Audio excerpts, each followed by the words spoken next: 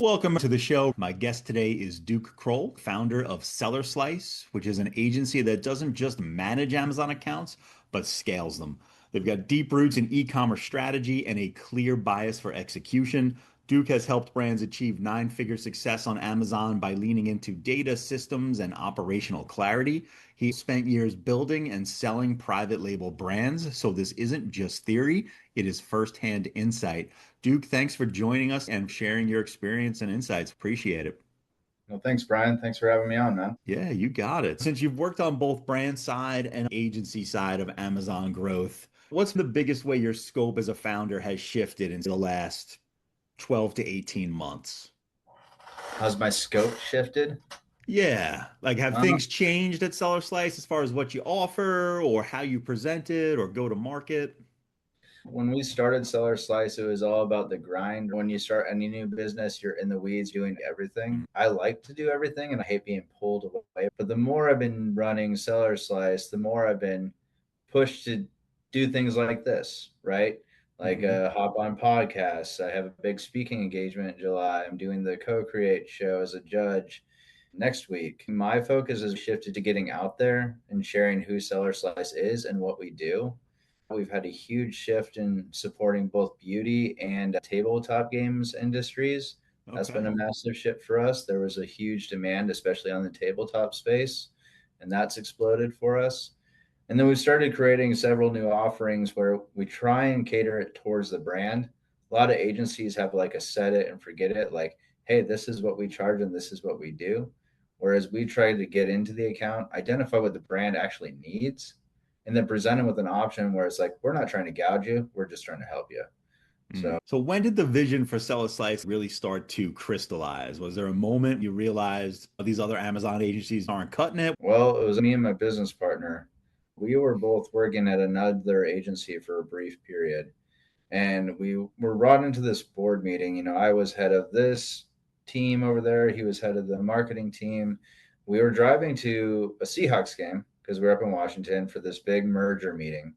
And we sat through 4 hours of this merger meeting. While I'm sitting there, I'm going mind numb. It's all about me, me, me.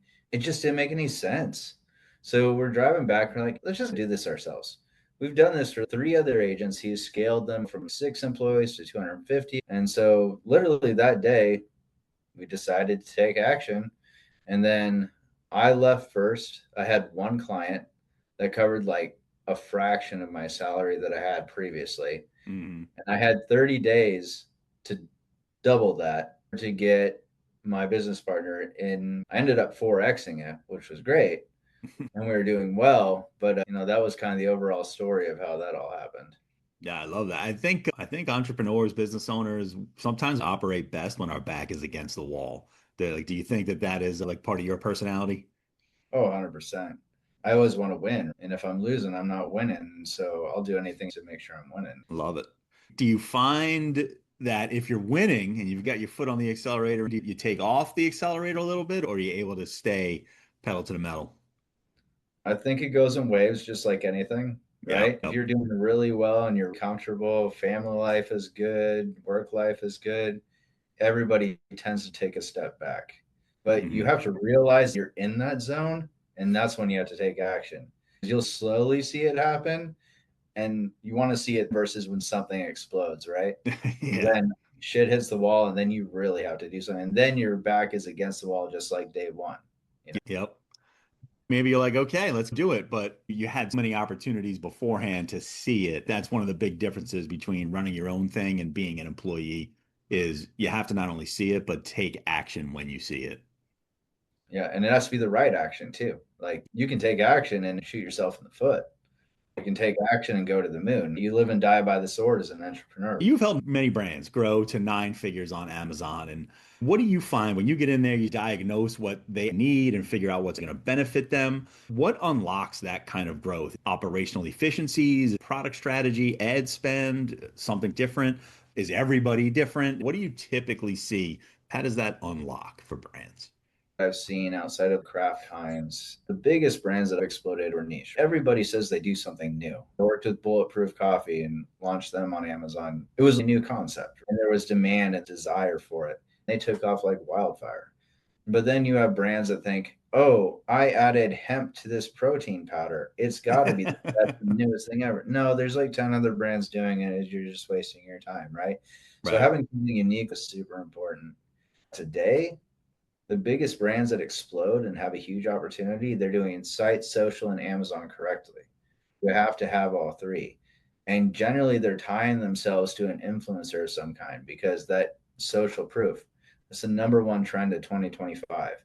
If you're not able to validate your product through influencers, through content on social media, you're not really going to succeed. And that's just one of the biggest pieces I look for right now. It's great you're doing 100K on Amazon. What's your social strategy? I can do a lot on Amazon, but if people don't come look for you, I can only do so much. Right. What makes you relevant to the demographic you're targeting? If you're a fitness brand, are you working with the top fitness influencers? And those are the things I look for. Product strategy, like, yeah, you got to have a good product. If you have less than 4 stars, good luck. If your content is trash, your conversion will be trash. Every dollar you spend is wasted money. And then Hmm. if you have a poor marketing strategy, well, then you're just lighting money on fire and hoping something will work. And you don't want to be in any of those positions, you know? Yeah, interesting. So do you find so some of these brands, and you would recommend to them, hey, find an influencer. You got to get an influence out there. I know from the influencer side of things, they're starting to look at, hey, maybe I'll partner with these brands for equity. Do you find a lot of the brands hesitant to entertain that, or how does that conversation usually go? Are they usually like, yep, that's what I've got to do, or do they get nervous about giving up equity or relying too much on just one influencer?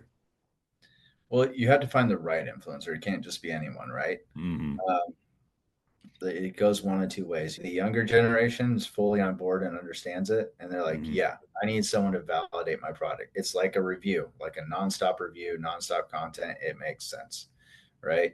And the equity play to them is perfect. I've met older people too, and they're like, that's the way of the future, right? So Hmm. it's more about your mindset, like adopting to the times. If you're not going to adapt and realize it's a requirement today, if you want success, sure, you can still be successful. But if you want to hit upper limits, partner with influencers. One of my favorite brands, Noble, right?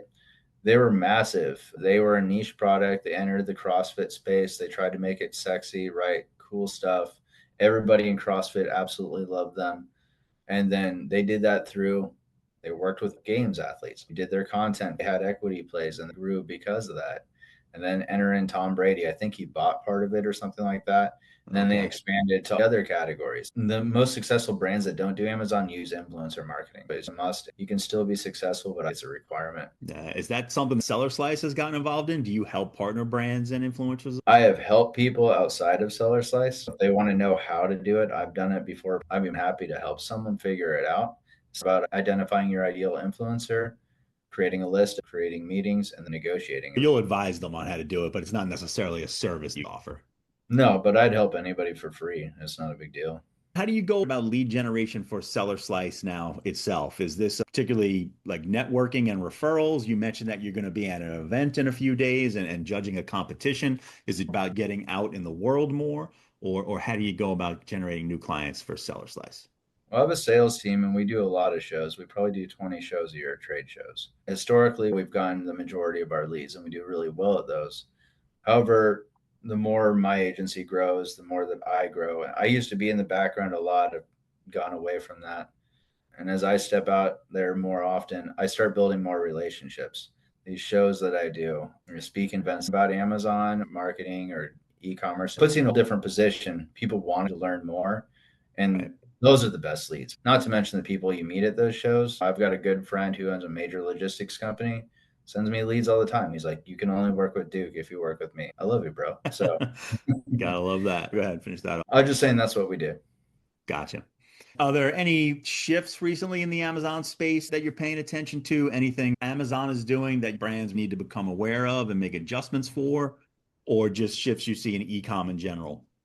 I mean, there's shifts every day with Amazon. Amazon's Hmm. always changing their fee structure. The coupon fee structure changed and it hurts brands. The new initiatives Amazon is running, those are big things. But the most important thing with Amazon right now that brands aren't taking care of is their content. They Hmm. think they don't need to optimize their content. And because of that, they fall behind. Amazon requires you to update your content every 6 months. And if you're not doing that, it hurts your score in the algorithm and it's only going to negatively impact your sales. So that's the number one thing brands not doing that they need to be doing. Got it. Any specific bets over the next 12 to 24 months? New services like Amazon needs you to update content, we'll do it. Or is AI about to make a big impact? What do you see coming? Amazon is definitely incorporating AI now. AI will review and read the whole listing to you now, as an example. There's Mhm. programs for that. All their FAQs now are generated via AI. There's AI chatbots for Amazon. There's a million different things where AI is implemented. The biggest thing is going to be consumer shopping on Amazon, adopting those AI tools. Rufus is their AI tool and it's been there, but people don't use it. As soon as they do, it's going to become more important. So for brands to get ahead of now is super beneficial. Everybody's just ignoring it. So if you can get ahead of that, that would put you in a really solid position. So it seems like brands just are they struggling to keep up with their Amazon listings? If it's like they're not using Rufus or they're just not updating their content, is Amazon asking too much of them or they just kind of just don't know what they're doing? Amazon's a demanding platform. It's Yeah. broken on the back end. It's built on spaghetti code. They identified it would cost $1 trillion to repair everything. Great for Yeah. me. I always have a job, but it's a pain for brands. Talking to customer support, this is the last thing that they want to do, right? So all those little things that break on the back end takes a lot of time. You basically need a team to run Amazon, a graphic designer, an account manager, an ad specialist, a logistics manager. You need a full team to run the account. That's where we step in. It's Yep. really expensive to hire internally. If you don't have the manpower, you just set it and forget it. Maybe you have one guy overseeing the account and there's an issue, he fixes it. He tries to run some ads. He tries to get money from his boss in order to spend money for graphic design. The website comes first when Amazon should actually come first. All these different things. It's just, but there are brands that do heavily focus on Amazon too, but they're just not as many as there should be. From that first month where you had one client and you ended up 4Xing it, how long has it been and where does SellerSlice stand now? Whether that be employee count or where are you guys now? We have 70 plus brands. We've been in business for 6 years. So, and we've fired brands, we've lost brands, but every time we've learned something, and that's been the good thing. So I think we have about 30 employees. So we're well spread out at this point. Yeah. Yeah. And is growth still a main priority? Growth is a priority in the agency world. You're always adding and losing brands. We're always focused on growth. That's why we do sales. And we do have goals for the year. We want 20% growth year over year. We did that last year. We'll hopefully do that again this year. But I think our main focus is just ensuring that we produce the best possible product for our partners. That's what we really care about. We've been focusing heavily on our operations team, which it runs as smoothly as humanly possible. My COO likes to talk about the Tesla floor where they manufacture the Teslas. He wants it as smooth as possible. They create the car, and then we're the ones that sell the car, right? So every time that car comes off the lot, it's got to be perfect. That's been a main focus. Our ads team, our account management team, we're going to do a lot of upgrades there this year. And our sales team, we're going to do a lot of upgrades there this year. Those are our focuses. Nice. I think I read something that you wrote on your LinkedIn profile about operational obsession being part of your DNA. It sounds like you guys have really doubled down on that inside of SellerSlice.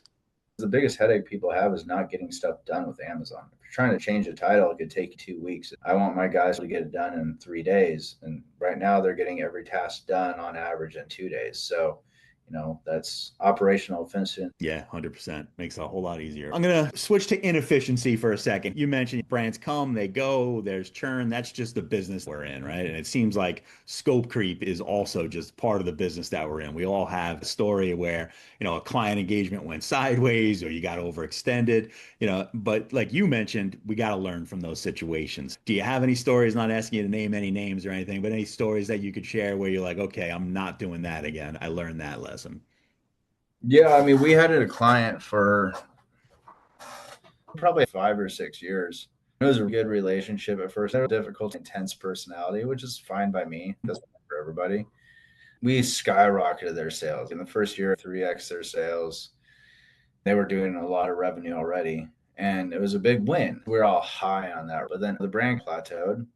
because of various reasons, different strategies, suggestions that I recommended or account manager A recommended just weren't being done.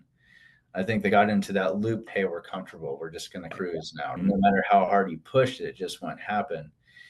Then about a year ago, a real fire got lit under their ass. Like, we got to do something. This isn't going right, blah, blah, blah. Then every instance of scope creep you could think of, right? I expect you to work on weekends. Why did you do this on Christmas? What about all these customer reports? Anything you can think of, Yep. scope creep was done. It was my decision, but I decided to fire the client. Scope creep is unacceptable.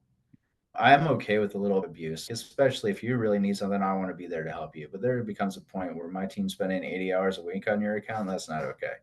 I am not okay with people being belligerent towards my staff either. And when the relationship gets to that level, something is really wrong on their end. You can be the nicest guy, but why put your team through that? So I went through that and I fired them. And I called them and said, hey, this just isn't working out. My team isn't happy with you. You're clearly outside of scope. For those reasons, we're going to give you the full, 60-day exit. We're going to be good people. We'll do our best for the next 60 days, but y'all should probably find a different agency. Personally, when I found out the agency they went with, I wanted to warn them, but I didn't feel that was right. So that would be that example. You brought up a good point that scope creep happens, right? It's hey, they ask for something, or even like we're like, hey, we'll go above and beyond. We'll work on the weekend for a big project. I don't think most agency owners or employees have an issue with that. But when it becomes toxic and they're getting panicked and pushing, it becomes a toxic relationship. And I think exiting is the only way to go. It came to the point where they wanted me on every single call. My staff wouldn't take the calls. You got to cut your losses. It doesn't matter how big the paycheck is. If your staff isn't happy, they're just going to leave, and then you have a whole nother problem, right? And So, then yeah, then you got a way bigger problem for sure. yeah. So, Duke, what are you looking at coming down the pipeline in the next few months? Is there anything you're keeping an eye on that other agency owners should look at? I mean, Prime Day. I mean, There you we're go. Prime Day just got announced. I think 2 days ago. It's going to be July 8th to the 11th. That's our Super Bowl. We don't sleep. That's my Hmm. account managers are losing their minds, and we're doing our best to support them as much as possible because brands are made and broken on Prime Day. So right now, everybody should be gearing up. They should be talking to their brands. What promos are you going to run? What is your off Amazon strategy? Are you leveraging social media? Are you leveraging your email marketing? Are you leveraging your Google PPC? What are you featuring on your website? What days are you going to run promos? Because it's 4 days this year. A lot of brands are doing like the first and the last day, and don't lose all your dollars just to have a good promotion, right? It's like, Hmm. Amazon requires 20% off. If you can't do it, don't. You shouldn't be in the red on Prime Day. Right. You should be looking to make revenue and take advantage of that traffic. Your whole focus is how high can I convert a consumer that day? Update your content. Making your content best in class and having a 10% promo will crush it for you. Maybe buying the right ad space will crush it for you. Maybe a new bundle will crush it for you. But you got to enter Prime Day with a holistic plan to drive the entire business. And a lot of brands just kind of like, well, we're going to do 20% off everything. Well, that's great, but what else could you be doing? Because all you're giving Hmm. away is 20%, which means you're just taking advantage of the traffic and giving a little conversion boost. What else could you be doing? Do you have a product you're trying to push that day? Maybe that should be featured on all your brand product ads, right? If I'm XYZ brand, my new product ABC is featured everywhere. So I'll start pushing that, right? You got to have that plan fleshed out and you got to make sure you're ready to go and get prepared not to sleep for 4 days. Yeah. Is Prime Day a bigger event in your space than Black Friday? Oh, yeah. Wow. Yeah. Prime Day is bigger. Yes. Turkey 5 is a close second. All right. Yeah. Nice. So anything we didn't talk about, Duke, that you want to talk about? I want to give you the opportunity to share. Definitely check us out, sellerslice.com. Yep. Want to talk to me? Duke at sellerslice.com. You can email me directly. No spam. That would be my only request. And then I'll push this for my buddy Chris Guerra. He puts on Co-Create, CBS Morning Guy. We have a big Co-Create show in South Carolina next week, the 19th to 22nd. If you have a brand, if you want mass exposure and you're looking for investment and opportunity, you should totally look into that event. I'll be judging there. Chris will be there. Damon John is going to be there too. It's going to be a cool event. I would check that out. Sounds good. Well, appreciate it, Duke. Thanks for sharing your experience. We'll talk again soon. Thanks, buddy. Have a good one. 1,